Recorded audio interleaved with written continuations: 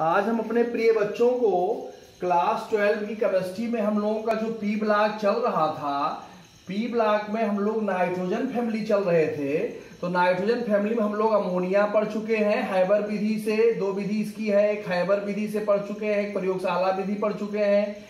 HNO3 हम लोग पढ़ चुके हैं। HNO3 में 3 विधियों से हम लोगों ने पढ़ा, एक ओस्टवाल्ड विधि है, एक जो है बर्कलैंड आइड विधि है और तीसरा प्रयोगशाला विधि है।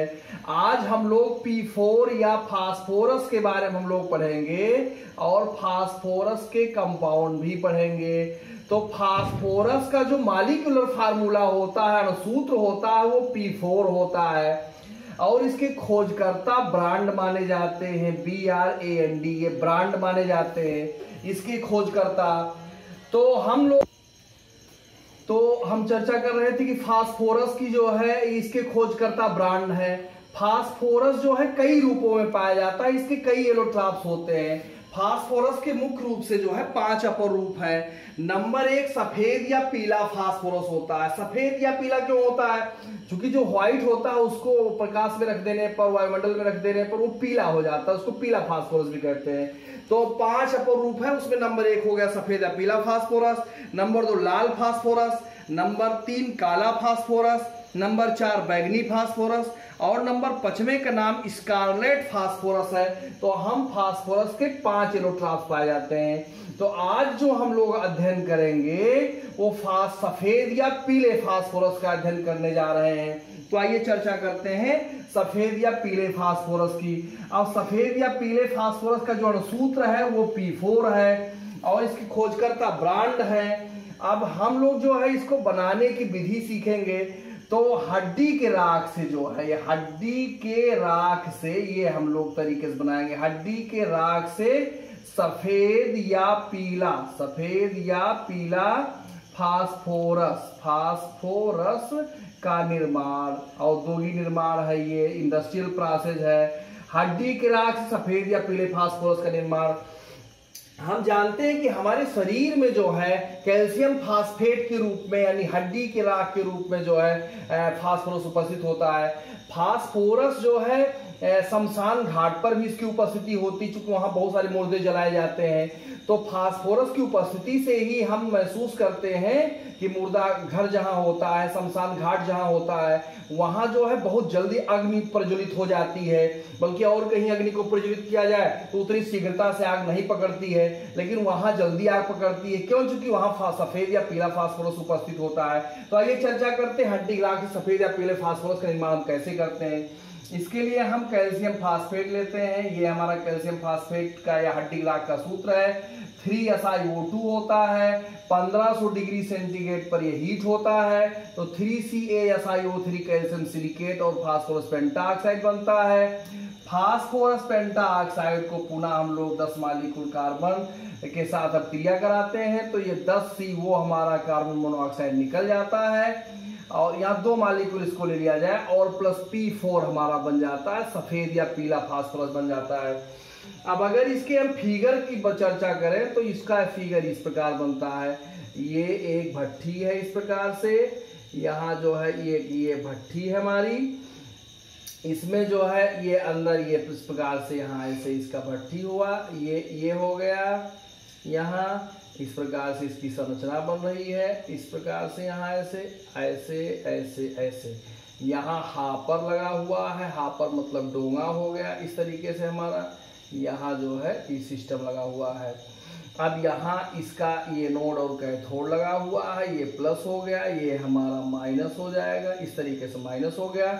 अब इस हापर में हड्डी का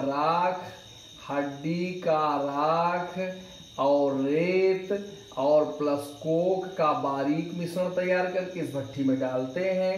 इस भट्ठी में यहाँ आता है हड्डी राख, जो है हड्डी का राख आता है, प्लस रेत आता है, प्लस कोक आता है। इस प्रकार से जो है यहाँ रिएक्शन होता है, रिएक्शन होकर के कैल्शियम सिलिकेट बनता है जो एक धातुमल है। इसको हम बाहर निकाल लेते हैं कैल्शियम सिलिकेट को, और यहाँ से इस नली के माध्यम से यहाँ से हमारा कार्बन मोनोऑक्साइड और सफेद फास्फोरस निकलता है।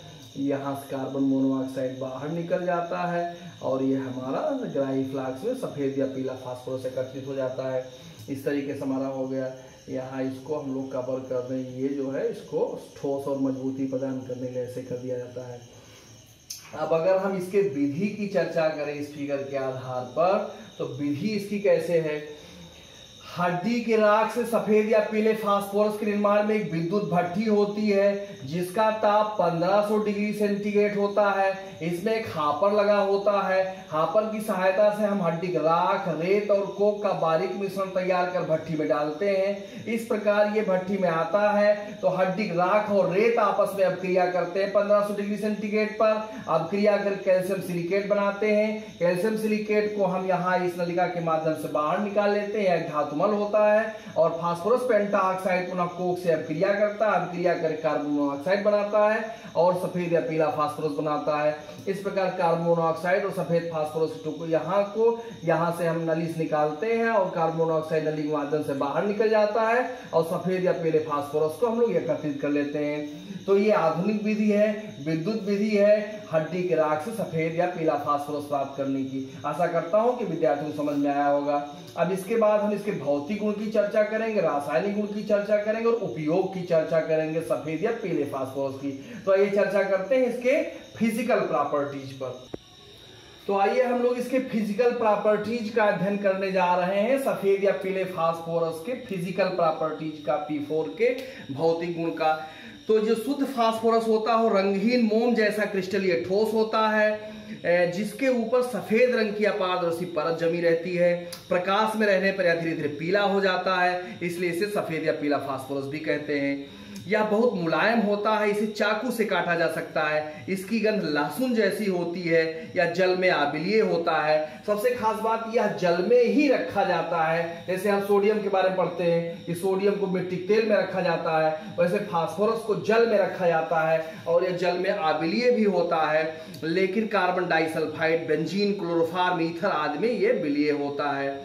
इस प्रकार से जो है और फास्फोरस जो है प्रकाशवान पदार्थ है। अंधेरे में रखने पर इसमें नीली हरी किरणें निकलती हैं और यह प्रकाशवान होता है, इस नाते इसको फास्फोरस नाम दिया गया है। यानी अंधेरे में चमकता है, चमकने वाला पदार्थ दिखाई देता है।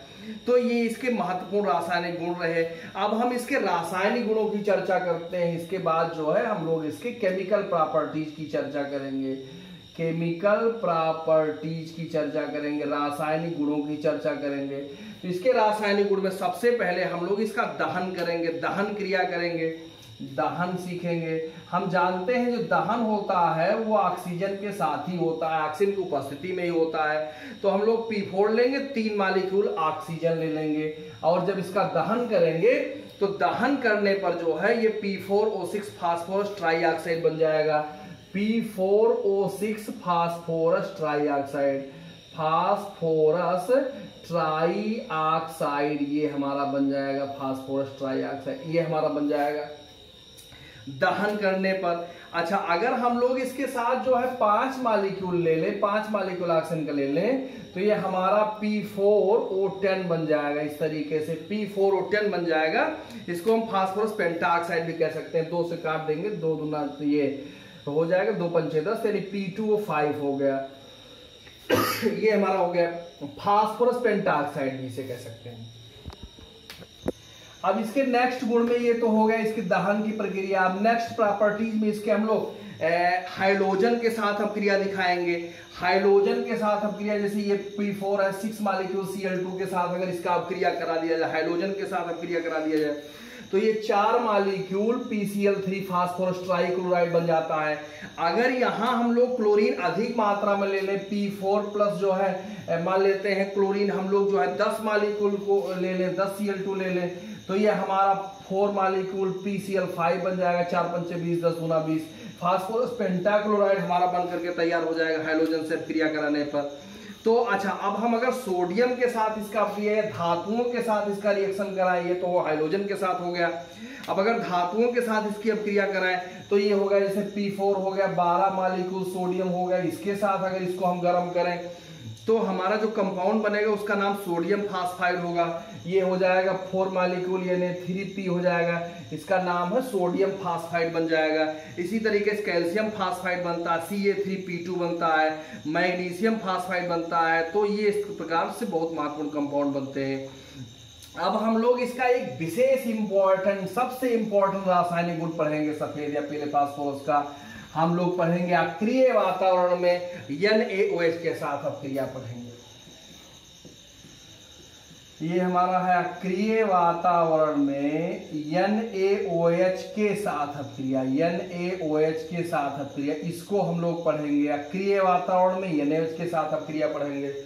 तो इसमें हम लोग क्या है, अक्रिय वातावरण में NaOH के साथ जब अक्रिया करेंगे तो ये हमारा रिएक्शन है P4 + 3 NaOH + 3 H2O। और ये हमारा अक्रिय वातावरण है। अक्रिय वातावरण में जब हम लोग रिएक्शन इसका करेंगे तो फास्फीन बनेगा +3 मॉलिक्यूल NaH2PO2 बनेगा। इसका नाम सोडियम हाइपोफास्फाइड है, फास्फीन बन गया। अब ये जो रिएक्शन है इसमें फास्फीन बनने के कारण यह रिएक्शन बहुत इंपॉर्टेंट माना जाता है। फास्फीन का एक सबसे बड़ा महत्वपूर्ण उपयोग होता है आगे के, अभी जब अगले वीडियोस में हम लोग चर्चा करेंगे तो फास्फीन ही बनाएंगे, लेकिन यहाँ एक फास्फीन का सबसे महत्वपूर्ण उपयोग है, इसकी चर्चा कर लेते हैं। फास्फीन का जो सबसे महत्वपूर्ण उपयोग है वो समुद्री जहाजों को सिग्नल देने में किया जाता है। अब प्रश्न ये उठा कि समुद्री जहाजों को सिग्नल कैसे दिया जाता है, तो इसके लिए जब हमें समुद्री जहाजों को सिग्नल देना होता है तो हम क्या करते हैं, क्या प्रक्रिया है इसकी। तो इसमें एक टिन का डिब्बा लेते हैं। टिन के डिब्बे में हम लोग जो है 2 रासायनिक पदार्थ रखे हैं। एक का नाम है कैल्शियम कार्बाइड CaC2 रखते हैं, कैल्शियम कार्बाइड, और एक कैल्शियम फास्फाइड रखते हैं Ca3P2 calcium phosphide. Calcium carbide और कैल्शियम फास्फाइड रखते हैं 2 रासायनिक पदार्थ। और जब हमें सिग्नल देना होता है समुद्री जहाजों को तो इसमें इस टिन के डिब्बे में होल कर देते हैं। होल करके हम इसे समुद्र में फेंक देते हैं। और कल्पना की जब इसे समुद्र में फेंकेंगे तो समुद्र का जो जल होगा इसमें प्रवेश करेगा, समुद्र का जो वाटर होगा इसमें प्रवेश करेगा, यानी H2O प्रवेश करेगा। और इन रासायनिक पदार्थों की ये खासियत है कि ये जल से अभिक्रिया करते हैं। और कैल्शियम जो कार्बाइड है वो जल से अभिक्रिया करके एसिटिलीन बनाता है, और कैल्शियम फास्फाइड जो है फास्फीन बनाता है। हम जानते हैं कि फास्फीन के साथ P2H4 की अशुद्धि बनती है, और P2H4 यानी फास्फोरस डाइहाइड्राइड जो है वायु में स्वतः प्रज्वलित हो जाता है, वायु इस पात्र में है ही है। तो ये जो हमारा फास्फोरस डाइहाइड्राइड इसके साथ बना फास्फीन के साथ, वो इस पात्र में इस वायु में उपस्थित होने के कारण वो जल उठा, और उसके जलने से जो है ये हमारा फास्फीन भी जला, एसिटिलीन भी जला। इस प्रकार एक साथ सारी गैसें जल उठी, जिससे अत्यधिक मात्रा में प्रकाश उत्पन्न होता है, और वही प्रकाश जो है समुद्री जहाजों को सिग्नल देने के काम आता है। तो ये हमारा सबसे महत्वपूर्ण उपयोग है, ये इसके रासायनिक गुणों में सबसे महत्वपूर्ण है। अब हम लोग जो है इसके उपयोग की चर्चा करेंगे। फास्फीन क्या जो है हड्डी की राख से सफेद फास्फोरस जो हम लोग बनाए हैं, सफेद या पीले फास्फोरस के यूज की चर्चा हम लोग करेंगे, उपयोग की चर्चा करेंगे। तो आइए चर्चा करते हैं इसके उपयोग पर, इसके उपयोग की चर्चा करते हैं।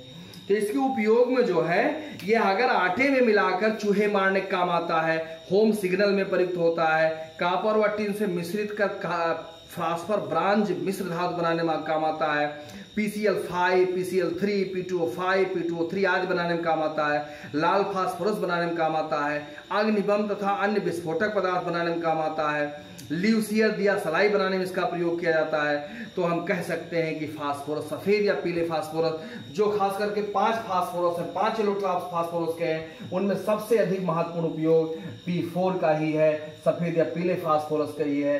अब हम लोग इसके बाद लाल फास्फोरस के बारे में अगले वीडियो में अध्ययन करेंगे, फास्फीन के बारे में अध्ययन करेंगे। तो अभी काफी चीजों का अध्ययन करना है। आज इतना ही। आशा करता हूं कि प्रिय विद्यार्थियों को आज सफेद या पीला फास्फोरस समझ में आया होगा। नहीं समझ में आया कमेंट बॉक्स में लिख के जरूर बताएं। फिर अगले वीडियो में अगली टॉपिक लेकर के उपस्थित होंगे। धन्यवाद।